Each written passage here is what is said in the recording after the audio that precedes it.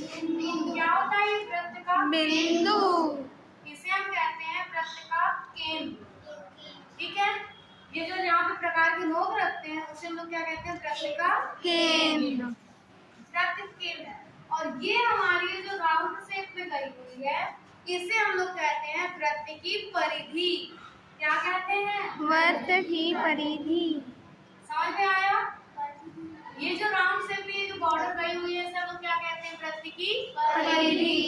अब फिर इधर ध्यान से सुना, वृत्त ये क्या था, वृत्त का केंद्र। और ये क्या है, वृत्त की परिधि।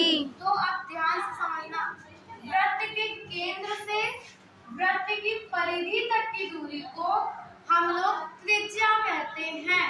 त्रिज्या को इंग्लिश में क्या कहते हैं, रेडियस। क्या कहते हैं, रेडियस। ये हमारी क्या कहलाएगी, त्रिज्या। त्रिज्या। इंग्लिश में हम इसे क्या कहते हैं, रेडियस। रेडियस। तो इसकी डेफिनेशन क्या है, वृत्त के केंद्र से वृत्त की परिधि तक की दूरी को वृत्त की त्रिज्या कहते हैं। अब इसके बाद है हमारा व्यास। ध्यान से समझेंगे व्यास किसे कहते हैं। ये हमारी क्या है, तो मैंने अभी क्या बताया, ये परिधि। ठीक है, तो ये हो गई यहाँ से परिधि तक की दूरी। कहाँ से, परिधि से परिधि तक की दूरी जो केंद्र से होकर जाती है। दिख रहा है ना सभी को, ये केंद्र से होकर जा रही है।